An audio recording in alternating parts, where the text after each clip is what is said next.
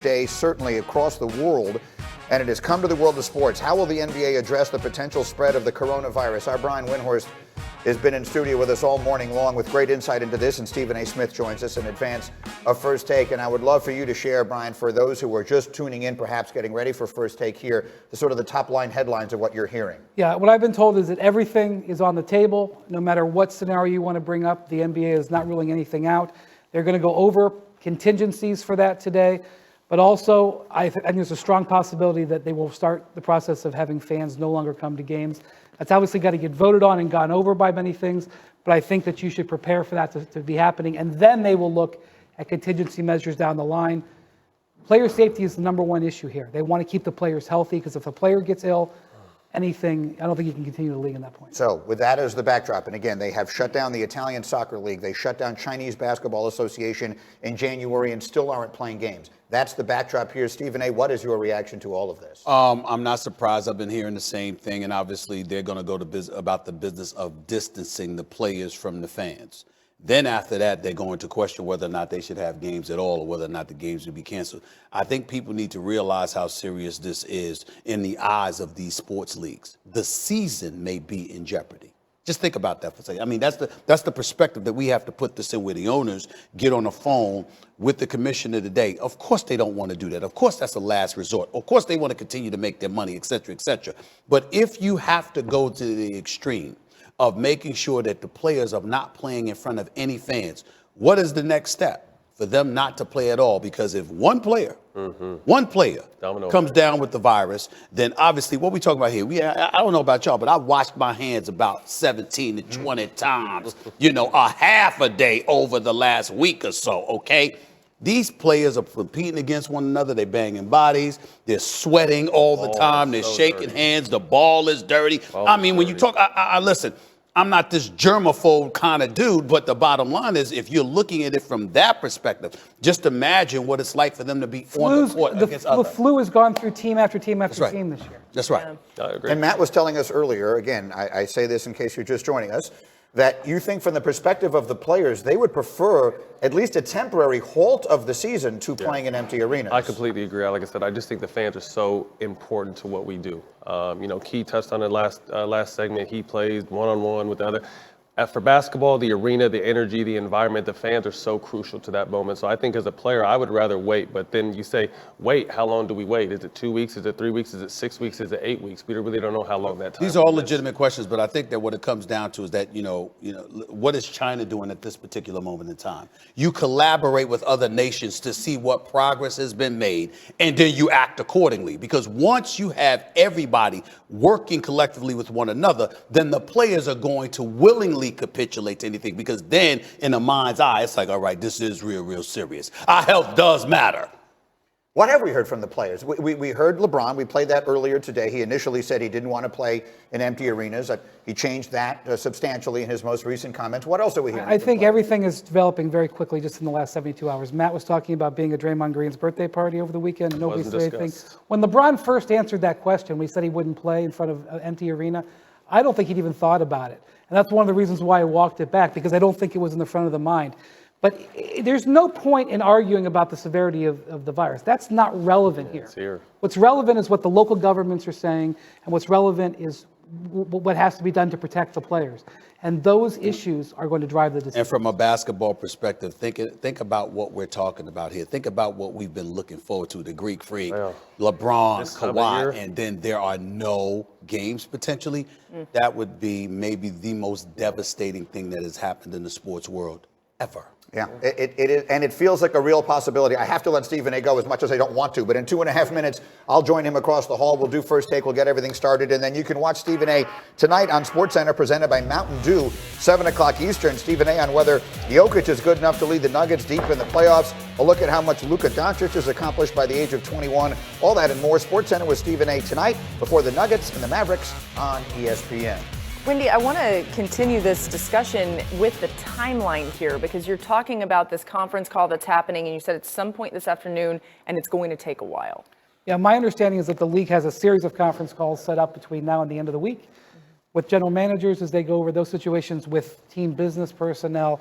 There's a cascading series of effects here. And I know that you asked me earlier, what happens to ticket holders? What happens to their money? Yeah. I don't know, because there are contingencies in place for like the playoffs if they don't play a game, or if there's a game that has to be suspended or postponed or whatever. But we don't have that concept that there's be no games for 15 games. It's not something that, there's nothing there. There's no plan. It's got to be developed. As a fan of basketball right now, this is the best time. We're going into March Madness right now. We're getting revved up for the playoffs, and for this virus to hit and really shake up the world, but sports in particular, it's incredible to think that we're really here, and now there's a virus that's stopping sports. Sports has always been something through any tragedy in the history of the United States. I think we're going to have it. People together. They're going to have the Serie A playoffs in Italy. They're going to have the CBA in China. That's going to play. We're going to have an NCAA champion. We're going to have an NBA champion. Just win. We may just have to Delay it. wait a little bit. And this is just looking what happened in Italy, looking what happened in China. Those leagues, under the circumstances, felt they just had to suspend. And I think we're headed in that direction. I'll say one thing, though. If there is a minor suspension, the playoffs are going to be so exciting because everyone's going to be so well rested. Everyone's going to be full. Their energy is going to be full, and the playoffs are going to be excited if we get a chance to get to them. They have to stay healthy. Right. Timing becomes such a fascinating piece of all of that, because if you do, let's say for the sake of, and again, we're just guessing, but if you were to have to shut everything down for, call it 3 weeks, would you pick up where you left off, or would you just start somewhere down the road? All of these things are TBA. This is what's being discussed right now. The season, something. The first thing Brian said to me this morning was the right thing. There's no playbook for this. This has never happened. I don't like that idea for a couple reasons. Number one, the fans, we need them in our games, but also, do they think people just gonna stay at home if they don't go to sporting events? I think that's the thing that's stupid about it. Obviously, we want to be safe, but if they cancel an event, I don't think people are not going to go to work or going out in the world. Yeah. So I think that's the thing that's, wait, they're not just going to sit at home because they canceled a sporting event. That makes no sense whatsoever. So that's what he thinks, and we wanted to put some of our players around us here and find out what you guys think. And Matt, we've already heard from you, but for those who are just joining us, I'd like you to get back into what you were saying before, that because Brian Windhorst is telling us there's a conference call amongst the NBA owners today, and he expects significant decisions to come from that, up to and including the possibility that immediately they will ban fans from NBA arenas, and that nothing is off the table, which would include even a suspension of the season.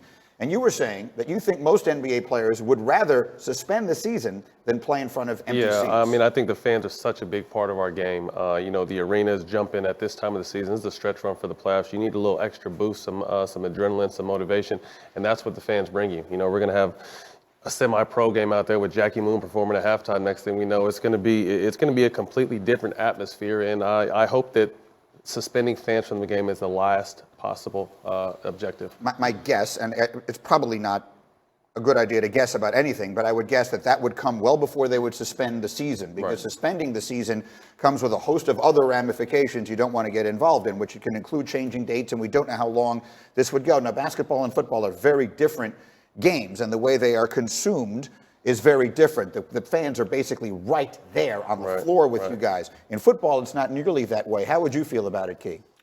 Well, I certainly would want the fans there, but if the people that know about this way more than we do advise, and I'm talking about people in health, advise the league or our teams that fans shouldn't be in the arenas because of our safety, because much like Charles said, we're going out anyway. But if that's what the way they feel, then I'm okay with it, because I'm going to still play the game, because I love to play football. And it's not, for me, playing football is not necessarily focused in on the fans, it's focused in on you and what I'm going to do to you as my opponent. So when I'm on the field, I'm getting after you. I'm trying to bust you know what to you. So so my mentality is a little bit different in terms of the NBA, the NFL, with the fans being on top of you, getting that energy. We practice, and the way we practice is like playing anyway, especially when I play. You practice 4 days a week. It was like playing 2 games, man.